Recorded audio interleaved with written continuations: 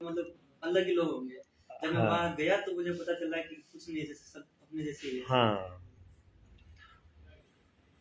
तो नमस्कार, मैं किसी विशेष उद्देश्य से लाइव आ रहा हूँ और उद्देश्य ये है कि हमारे जो नए बच्चे हैं, नए विद्यार्थी, मुंडवा, नागौर आसपास के बच्चे जो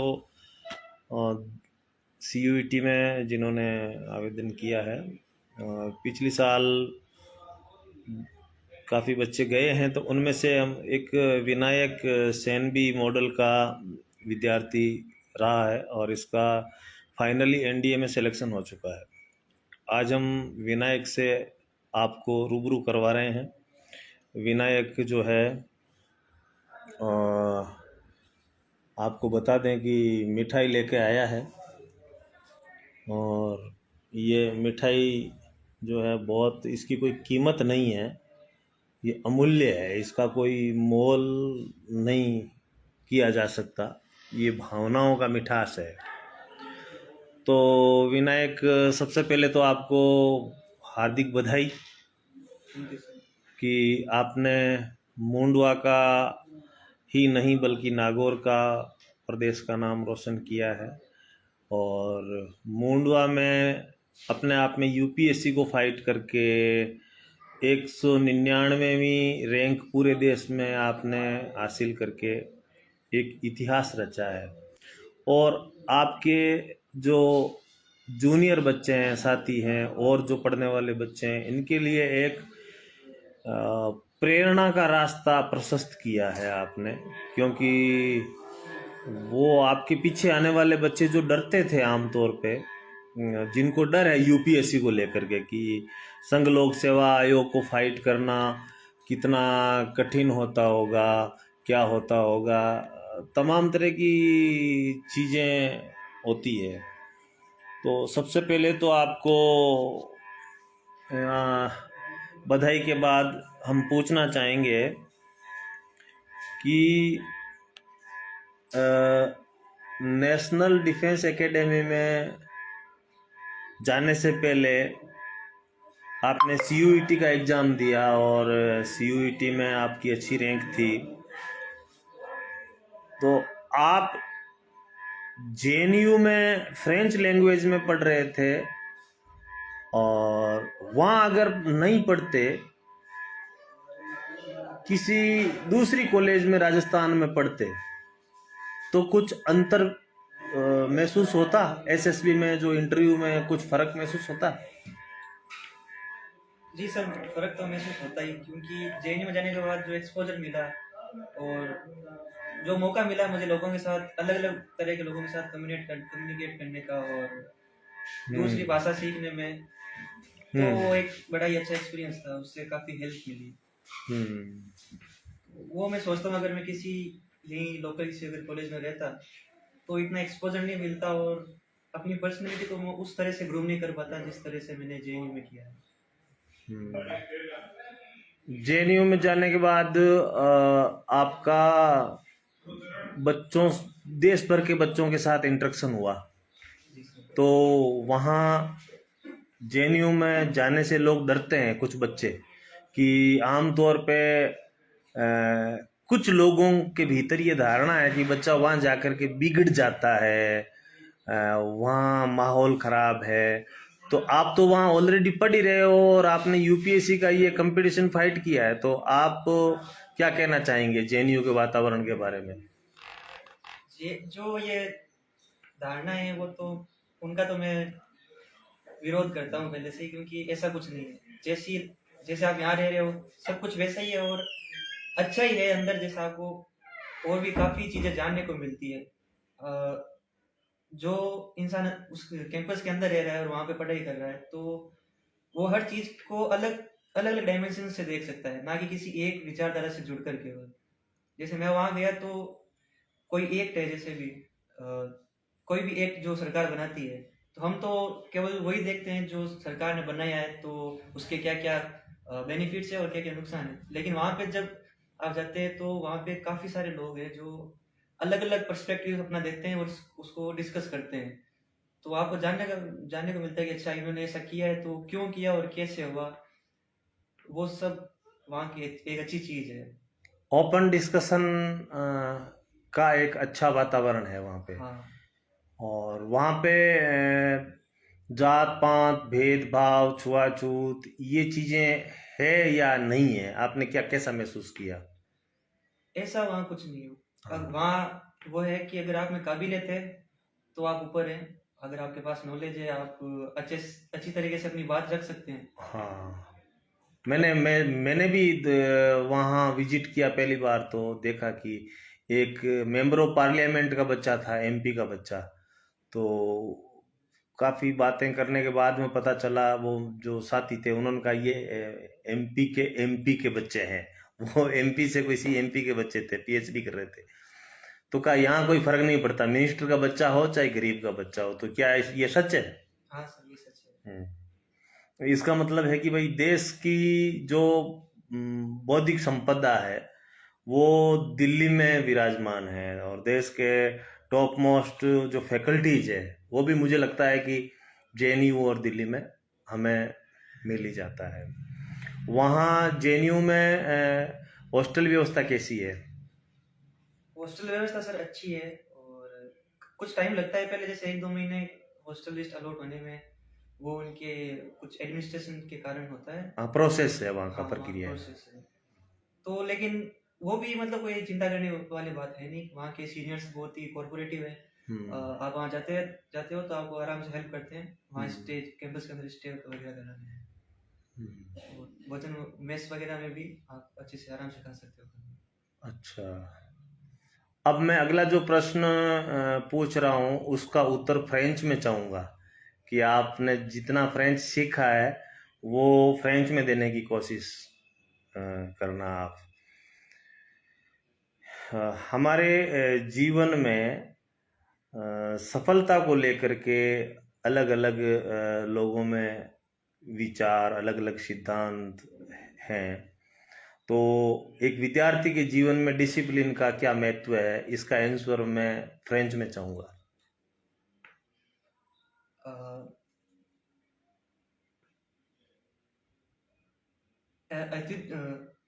Un étudiant, uh, un étudiant should actually क्या सर, अभी मैंने फर्स्ट सेमेस्टर ही किया, तो वहाँ पे हमें केवल वो जो होता है ना basic 12 credit can you speak in English? की। यस सर, इंग्लिश में बोल सकते हैं ना। हाँ, इंग्लिश में आंसर दीजिए इसका, तो ताकि बच्चों को पता चले कि हमारे बीच का बच्चा इंग्लिश में भी तो दे सकते हैं वो, क्योंकि अभी आप उसमें फ्रेंच में तो आपको प्राइमरी लेवल पे आपने सिखाया, इंग्लिश में हाँ, इंग्लिश में दे दीजिए। so the role of discipline in a student's life is very when discipline is like synonym of student, because if a student is disciplined, when I talk about the school life of a student, then he should do his work on his time, and do his studies. So that is the thing which makes him a good student in his school life. Then he grow up and then going to colleges and other universities in these things, and when he go there, then he got to know that the meaning of discipline is changed. Now discipline is not that कि इतने time से लेके यहाँ तक मुझे ये करना है, इस वक्त ये क्लास है, इस वक्त मुझे ये पढ़ना है. So that is it is not like that in colleges and all. So the meaning of discipline in colleges and universities is that you should do your work first. Your first priority should be your work, that is your studies and whatever you want to do. If you are good in what you do and what you are supposed to do, then you are a well disciplined guy, and it doesn't matter that whether you wake up in early or morning or not. If you are good in your work, then you are a disciplined guy. Or if Very you are good. disciplined, then there is nothing that you can't do. Splendid answer. आप जब आए थे model school में, तो वहीं जैसे कहते हैं ना, पूत के पाँव पालने में दिख जाते हैं, तो आपका पढ़ाई के प्रति, डिसिप्लिन के प्रति, को करिकुलम एक्टिविटीज़ के प्रति लगाव भी अच्छा था, और उसी के अनुरूप आप आगे बढ़ते जा रहे हैं। जो बच्चे एनडीए का या सीडीएस का सपना देख रहे हैं इधर आर्मी में, और ये मतलब फोर्स में एक अधिकारी के तौर पर जो देश सेवाएं करना चाहते हैं, उन बच्चों को तैयारी के लिए कुछ मार्गदर्शन के रूप में बताइए रिटर्न में।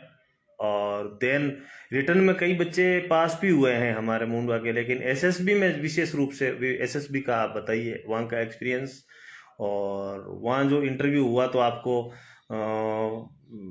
फीलिंग हो गई कि मेरा चयन हो जाएगा, आश्वस्त थे, या कहीं कोई डाउट था कि कुछ भी हो सकता है? तो सबसे पहले तो रिटर्न की तैयारी इज मस्ट, क्योंकि रिटर्न ही आपके हाथ में है। क्योंकि आप जितनी मेहनत करोगे आप उतना अच्छा रिटर्न में स्कोर कर सकते हो। और इंटरव्यू की बात करें तो इंटरव्यू 5 दिन तक चलता है। तो 5 दिन में ऐसा रहता है कि बैक टू बैक टेस्ट होते हैं, बहुत सारे उसमें टेस्ट होते हैं, तो आपको उतना सोचने का मौका नहीं मिलता। जैसे ही टेस्ट हुआ वो बता देंगे आपको सुबह उठते ही कि आज आपके ये टेस्ट हैं, तो उसके लिए पहले से कोई रूपरेखा तय नहीं होती होगी, शेमडा ही बताते होंगे उनको, वो पहले से पता होता है क्या किस दिन क्या करना है, हमें नहीं पता होता। आपको पता नहीं होता है, वो कैंडिडेट्स को रेंडमली बताते हैं, तुरंत तैयार होना होता है ऑलरेडी, है ना? हाँ, मतलब वो बता देते हैं कि आपका इंटरव्यू आज है, और चेस्ट नंबर में बांट देते हैं, तो बता देते हैं कि आप इंटरव्यू आपका अब है, आपका साइकोलॉजिकल टेस्ट तो वो तो पहले दिन हो जाता है। अच्छा। AFSB में तो फिर जो जीटीओ टास्क होती है, साइकोलॉजिकली जो टेस्ट है, इसमें अमूमन काफी बच्चे मैंने देखा है कि पहली बार में ही वो बाहर हो जाते हैं। तो क्या खास बात रहती है, वो क्या चाहते हैं, बंदे में क्या चाहते हैं मनोवैज्ञानिक रूप से, वो कौन सा लेवल चाहते हैं मन के तौर पर, कैसा, किस प्रकार के मन वाला आदमी उनको चाहिए होता है? उनको सर एक प्रॉब्लम सॉल्वर बनना चाहिए। अच्छा।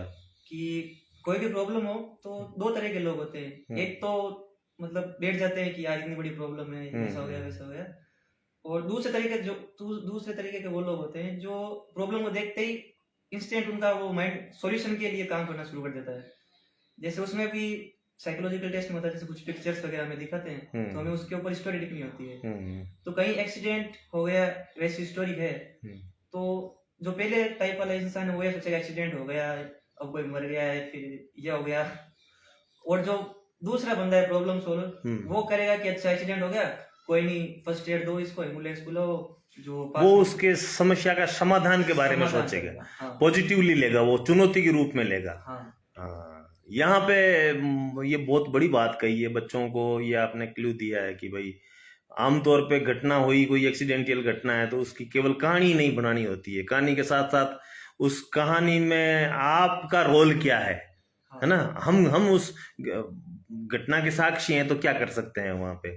जैसे आमतौर पे बच्चे आजकल एक्सीडेंट होते हैं तो वो रील बनाने में लग जाते हैं या लाइव चलाना लग जाते हैं, ऐसा नहीं है कि अभी इसको हॉस्पिटल पहुंचाना है। तो वहां पे पता चलता है कि संवेदना कितनी है आदमी में, आदमी जिंदा है या आदमी मरा हुआ है, वो पता चलता है। शायद यही टेस्ट होता होगा।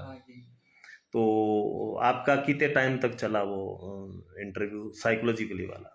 साइकोलॉजिकल टेस्ट होता है वो 2 घंटे होता है। 2 घंटे का पहला टेस्ट होता है TAT, अच्छा। जिसमें आपको 11 पिक्चर्स बैक टू बैक दिखाएंगे। अच्छा। और आपको स्टोरी लिखनी होती है। अच्छा। 30 सेकंड के लिए वो एक फोटो स्क्रीन पर आएगी, और फिर 4 मिनट आपको उस पर स्टोरी लिखनी है। अच्छा। तो ऐसी 11 स्टोरीज इंग्लिश में लिखनी होती है? हाँ। अच्छा।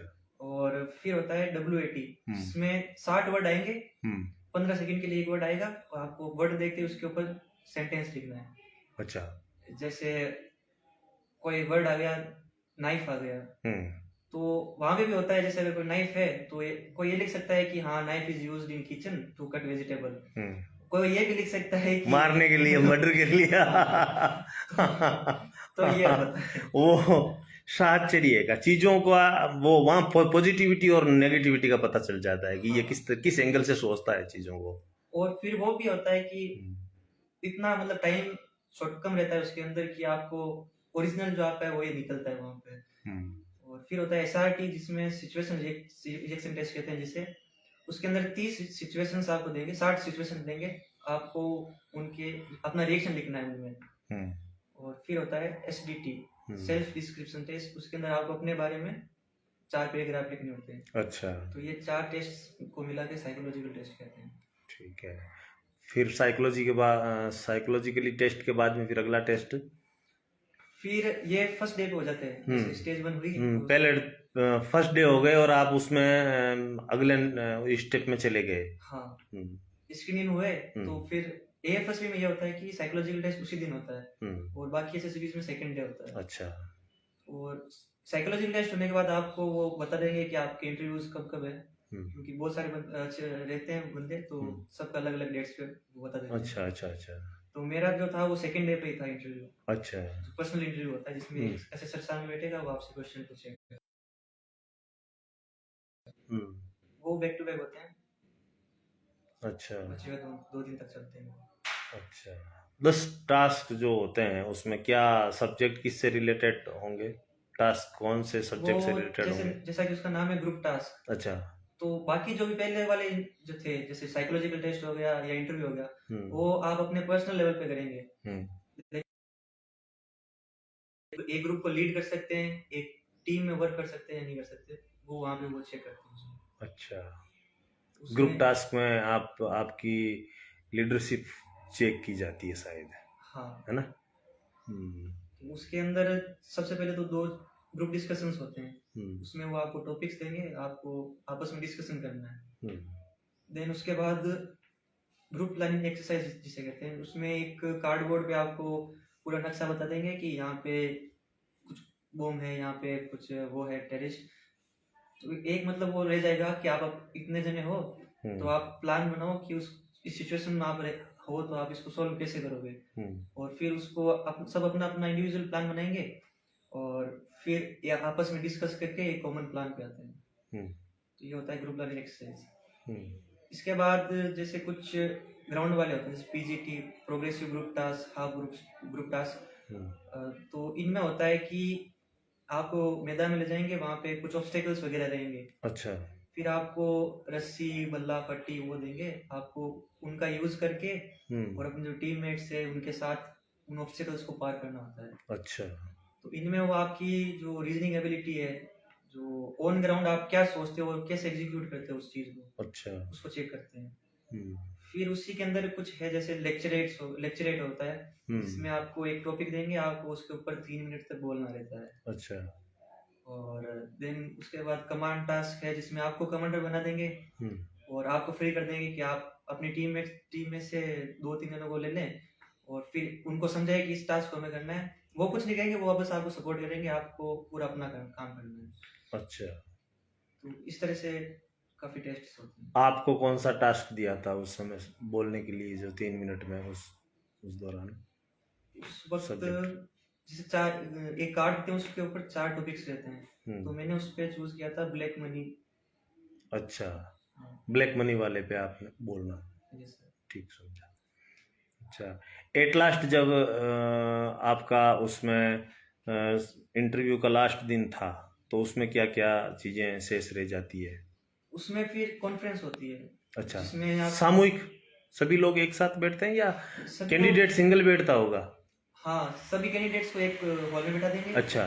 फिर जितने भी ऑफिसर्स हैं वो सब एक हॉल में रहेंगे, अलग रूम में। अच्छा। फिर एक एक स्टूडेंट जाएगा और फिर वैसा होता है कि वहाँ पे स्टूडेंट्स को 3 कैटेगरी में बांट देते हैं। अच्छा। एक तो वो जिनको लेना ही है पक्का, दूसरे वो जिनको नहीं लेना है, और तीसरे वो जिनके ऊपर उनको थोड़ा डाउट है कि ले या ना ले। अच्छा। तो जिनको लेना है उनको कुछ भी ऐसे सिंपल पूछ के कि कैसा रहा स्टे, सब कुछ ऐसा था, भेज देते हैं। और जिनको नहीं लेना उनको भी वही सेम कैसा था स्टे भेज देते हैं। और जिनको ये रहता है कि डाउटफुल जो कैंडिडेट्स होते हैं उनको वो कुछ वहाँ पे क्वेश्चंस पूछते हैं। अच्छा, तो आपको उसमें टाइम ज्यादा नहीं लिया होगा आपका? मेरा ज्यादा नहीं लिया, मेरा बस उन्होंने ये पूछा था JNU में JNU क्यों गए हो। अच्छा, आपने क्या जवाब दिया? मैंने कहा sir, after 12th I wanted to learn a new language. अच्छा। I wanted to learn a new skill, so I thought that I should learn a new language. फिर उन्होंने पूछा इसका फायदे क्या हैं, तो वो मैंने बता दिए। ओके ठीक है चलो। अल्टीमेटली JNU का आपको अच्छा सपोर्ट मिला वहाँ पे। हाँ। शायद जेएनयू के, मुझे लगता है कि और कोई बंदा नहीं था वहाँ इंटरव्यू देने के लिए, नहीं था, जेएनयू से कोई नहीं था। ये आपको बहुत, मुझे लगता है कि इसमें प्लस पॉइंट रहा होगा, है ना, जेएनयू वाला। कॉलेज का भी अपना एक महत्व होता है। तो आपका रिजल्ट इंटरव्यू के कितने दिन बाद आया? उस दिन कॉन्फ्रेंस के दिन पता चल जाता है कि आप रिकमेंड हुए या नहीं हुए। कॉन्फ्रेंस के दिन ही हाँ रिकमेंडेड आप हुए कि नहीं हुए, हाँ उसी दिन आपको बता दिया गया? हाँ, जैसे ही सबकी कॉन्फ्रेंस हो गई हाँ। तो जो ऑफिसर रहते हैं वो आते हैं और बताते हैं कि ये चेस्ट मेंबर्स हैं, ये सिलेक्टेड हैं, बाकी फिर जा सकते हैं। अच्छा अच्छा अच्छा, तो फिर तो वो लिस्ट आनी ही बाकी रहती है, बाकी आपको तो उसी दिन, आप तो संतुष्ट तो हो ही गए थे। हाँ, फिर मेडिकल्स होते हैं। मेडिकल्स में तो कोई ज़्यादा प्रॉब्लम आपको तो कोई होनी ही नहीं थी। फिर मेरिट लिस्ट आनी होती है। हम्म। आपको ये उम्मीद थी कि आप इतने टॉप रैंक पे सेलेक्ट हो जाओगे? यह तो उम्मीद थी कि मैं सेलेक्ट हो जाऊंगा, लेकिन इतनी अच्छी रैंक मिलेगी ये मैंने नहीं सोचा था। अच्छा, सेलेक्ट होने की तो पूरी उम्मीद थी, लेकिन इतनी अच्छी रैंक पे सेलेक्ट होने की ये रैंक का कभी सोचा भी नहीं था, ये केवल ये था कि हाँ बस जाना है, जाना हो जाएगा। तो आपके इस पूरे चयन में, इस पढ़ाई में आपके माता पिता का तो रोल रहा ही है, इसमें कोई दो राय नहीं है। मेरा पूछने का मतलब यह है कि मैं ये नहीं कहना चाहता कि मेरा रोल रहा। आप अपनी आत्मा से, बिना किसी डर के, बिना किसी दबाव के, एकदम आप निसंकोच बताइए कि इसमें आपकी मेहनत का तो खैर रोल है ही है, बिना मेहनत के तो कोई आगे बढ़ता ही नहीं है। और जब आप सफल हो जाते हैं तो लोग लूम्ब जाते हैं कि देखो ये हमारा चेला है, देखो ये हमारा विद्यार्थी है, देखो ये, मतलब सफल होने के बाद में तो सैकड़ों लोग आपके मित्र बनेंगे, आपका श्रेय लेंगे। लेकिन मैं ये चाहता हूँ कि अल्टीमेटली आपकी सफलता के पीछे मुख्य जो चीज मान रहे हो, मेरा नाम मत लेना, क्योंकि मैं ज़्यादा रोल नहीं मानता हूँ किसी की सफलता में, हम निमित्त बनते हैं ऐसा मैं मानता हूँ। लेकिन आप इसको अपनी सफलता का श्रेय किसको देना चाहेंगे? मैं तो यही कहना चाहूंगा कि मैं खुद एक निमित्त मात्र हूँ, जो हुआ है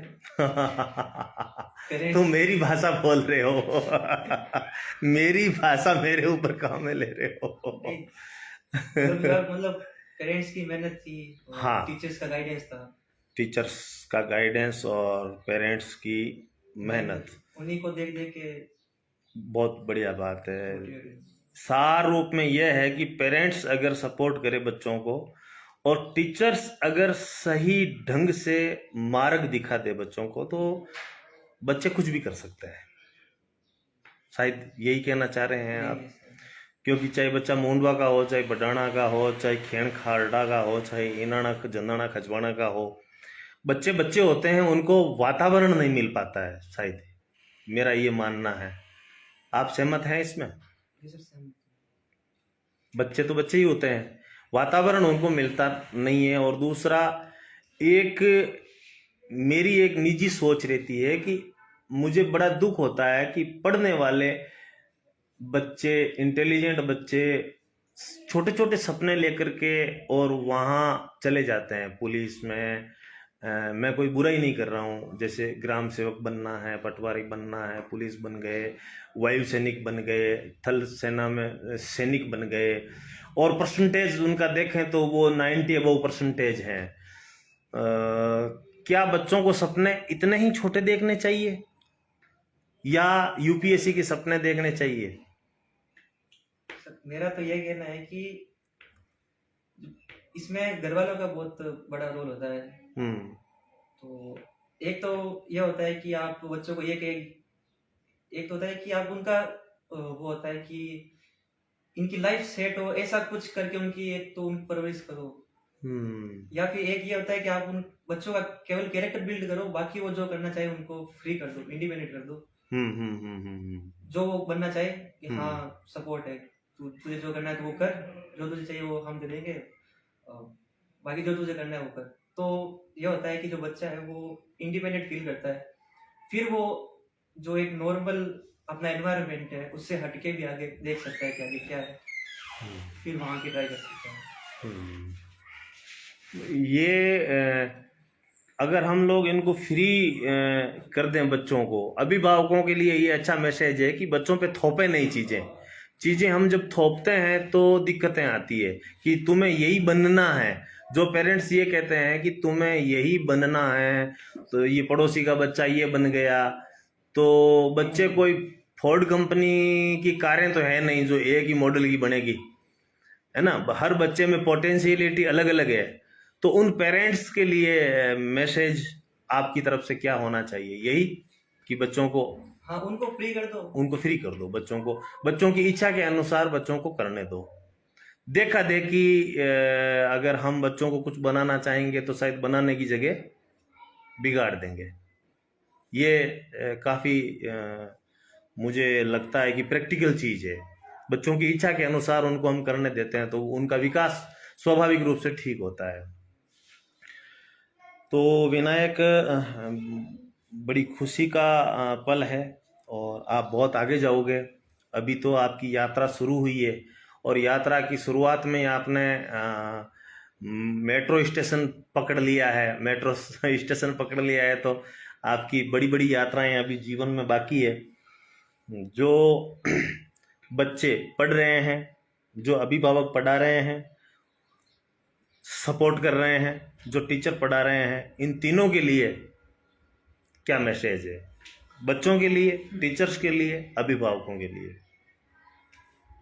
बच्चों के लिए तो ये है कि आप जो करना चाहो एक टारगेट चूज करो और लगे रहो उसके अंदर, गिव अप नहीं करना है और ट्राई करते रहना है, हो जाएगा। और पेरेंट्स के लिए तो जैसे पहले बताया कि आप उनको फ्री कर दो, थोपे नहीं उन पे चीजें। और टीचर्स तो सर मुझे नहीं लगता उनको कुछ करने की जरूरत है, टीचर्स तो सब समझदार हैं।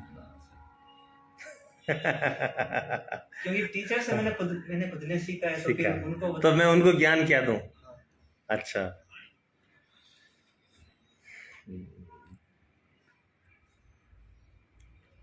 क्या मैसेज देना चाहेंगे आप ऑल ओवर मुंडवा के बच्चों को? मुंडवा में बच्चों का आप माहौल देख रहे हैं, मुंडवा के बच्चों की सोच भी आपको पता है कैसी सोच वाले बच्चे हैं। मुंडवा के बच्चों के सपनों के बारे में भी आपको पता है, इनके साथ आप पले बड़े हो, तो इनके साथ रह करके आपने अपना एक अलग मुकाम हासिल किया है। तो विशेष रूप से मुंडवा ब्लॉक के बच्चों को, हालांकि चूंकि अब मुंडवा के नहीं रहे हो, आप देश के हो गए हो। आप प्रतिभा ना तो किसी जाति की होती है ना किसी क्षेत्र की होती है। प्रतिभा पर पूरी कायनात का हक होता है और प्रतिभा अपने आप में बहुत विराट होती है, तो प्रतिभा पर कब्जा नहीं किया जा सकता।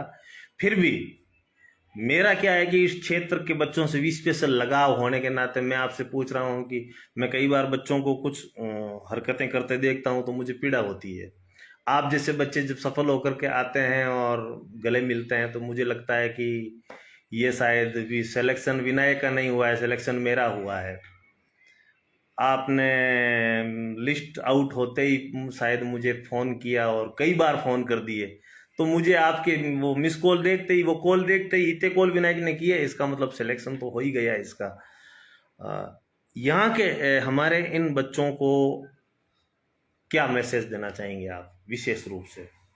मैसेज तो सही है कि हमारे एनवायरनमेंट ने एक सेंस ऑफ इनसिक्योरिटी क्रिएट कर दी है कि 12वीं हो गई, ग्रेजुएशन हो गई तो कुछ ना कुछ कर लेना, कोई भी गवर्नमेंट जॉब पकड़ लेना। लेकिन ऐसा नहीं है, आप फ्री होके आप एक बार सोचिए कि आप दुनिया में और भी बहुत सारी चीजें हैं, तो यू डेयर टू ड्रीम। आप एक सपना देखने की हिम्मत कीजिए और फिर उसके अंदर लग जाइए। ज़्यादा नहीं लगेगा, कुछ समय आप अगर 1 साल मैक्सिमम आपने अपने सपने को दे दिए तो फिर आप पाएंगे कि उदाहरण आपके सामने ही है, बच्चे दिल्ली में पढ़ ही रहे हैं ऑलरेडी। हाँ, तो ये शुरुआत तो हो ही गई वैसे देखा जाए तो। अब डरने जैसी तो कोई बात है ही नहीं, रास्ता तो क्लियर है।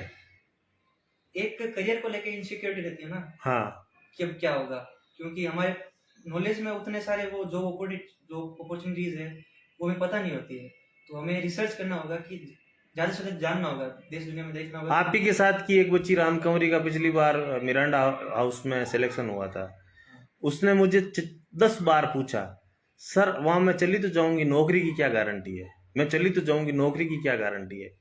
तो जब उसने 10 बार मुझे पूछा तो मुझे डर लगने लग गया कि यार इसको हमने भेज भी दिया किसी भी तरीके से, और कल को कोई चीज 19-20 हो भी गई तो ये तो बूंद का ठीकरा हमारे ऊपर आना है। ये चीजें अभिभावकों को सोचनी चाहिए। ये जो संदेह है एक तरह का, अब जैसे राम कंवरी एसटीसी कर रही है, क्या आपको लगता है वो एसटीसी के लायक है बच्ची? उसने अपने सपनों को मार दिया। मुझे बहुत दुख होता है, ऐसे कई बच्चे हैं, जैसे पूजा बाजिया है, आपके साथ ही पढ़ती थी, क्या वो यूपीएससी फाइट नहीं कर सकती थी? ये ऐसे बच्चे हैं मैं जिनके नाम ले रहा हूं, ये यूपीएससी फाइट कर सकते थे बिल्कुल, लेकिन इन्होंने अपने सपने को मार दिया या इनके सपनों को मार दिया गया। ये कहां तक, मतलब एक तो कुछ टीचर्स भी ये कह देते हैं बच्चों को कि यार मास्टर की नौकरी ठीक है, अच्छी बात है, मास्टर की नौकरी ठीक है, लेकिन यूपीएससी फाइट करना भी कौन सी बुरी बात है? बुरी बात है? बुरी बात नहीं, अगर आप तो समझते हो कि आप कर सकते हो, हाँ कर सकते हो तो करना चाहिए ना। सही करना चाहिए। हाँ, और भी मैं कुछ नाम गिनाना नहीं चाहूंगा, इन दो, जैसे मैना का हुआ था पिछली बार, आईपी में हुआ था, वो भी नहीं गई। तो ऐसे बच्चे जिनका हो भी गया था फिर वो गए नहीं, एसटीसी में चली गई। उनके 10 बार पूछने से फिर मैंने कहा बेटा ये जो है पैसों की व्यवस्था हम आपके लिए मांग के कर सकते हैं, किसी को हम भामाशा बना सकते हैं, लेकिन ये आप जो सवाल पूछ रहे हो इसका मतलब है कि आपको खुद पे डाउट है। संघर्ष कोई आपका भी तो कोई कम थोड़ी ना रहा है, आपका भी तो एक संघर्ष है ना, लेकिन आपने कभी हमें महसूस भी नहीं होने दिया कि हम संघर्ष में हैं, क्या हैं। आपके चेहरे पे हमने कभी शिकन तक नहीं देखी। तो उन बच्चों को क्या कहना चाहते हो जो घर की परिस्थितियों का रोना रो करके खुद के सपनों को मार लेते हैं? ऐसा तो कुछ है नहीं, आपको बस जो आपको करना है वो करना है। अब उसमें चाहे भले कितने भी वो आए, ऑब्स्टेकल्स आए, कुछ भी हो, ये होता है जो सक्सेस और फेलियर, ये तो सीजन्स की तरह है, ये तो आते जाते रहेंगे। अगर आप खुद से अटैच हो, आपको अपने आप पे विश्वास है पूरा, तो कर ले। क्यों एक छोटी सी लाइफ है, इसमें अगर आप रिस्क नहीं लोगे तो फिर कैसे? क्या बात है, बहुत बढ़िया। जो रिस्क लेगा वही आगे बढ़ेगा। बिल्कुल, जीवन में जो जितना अधिक चुनौती लेगा, जितना अधिक जोखिम लेगा, वो उतनी ही उन्नति करेगा। और जो सेफ जोन में खेलेगा, जो डिफेंस में रहेगा, तो वो उसका फिर एक दायरा भी छोटा रहेगा। बिल्कुल। तो बच्चों, ये थे विनायक, और विनायक ने सार रूप में ये बताया कि जोखिम उठाओ, आगे बढ़ो, हिम्मत करो, पढ़ाई करो, सफलता आपके कदम चूमने को तैयार है, आप अपनी तरफ से तैयारी कर लो। तो ये हमारे मुंडवा के गौरव, और 2-4 साल में आप देखना कि आपको नहीं लगता विनायक कि 2-4 साल में यहाँ आईएएस आईपीएस भी बन के आएंगे बच्चे हैं? हाँ, क्योंकि जो बच्चे पढ़ रहे हैं वो अपनी अपनी क्लास में टॉप चल रहे हैं, उनके लिखे हुए पत्रिकाओं में, दिल्ली की पत्रिकाओं में छप रहे हैं। गांव से गए हुए बच्चे, गांव से गई हुई बच्चियां वो वहाँ कमाल कर रहे हैं। तो कमजोर ना आंकें अपने आप को। और उन अभिभावकों से भी मेरा यही संदेश है कि विनायक आपके सामने है, ये यूपीएससी को फाइट किया है इसने, पहले भी इसने ऑल इंडिया लेवल का टेस्ट फाइट किया था। और ये कोई अंबानी अडानी के घर घराने से नहीं है, बिल्कुल एक साधारण घर से है। कभी भी चुनौतियों से ये डरता नहीं है। तो विनायक आपको खूब सारी बधाई, शुभकामनाएं, मंगल कामनाएं। आपने हम सबको गर्व से सीना तान के लोगों को कहने का एक अवसर दिया है, हमें आप पर गर्व है।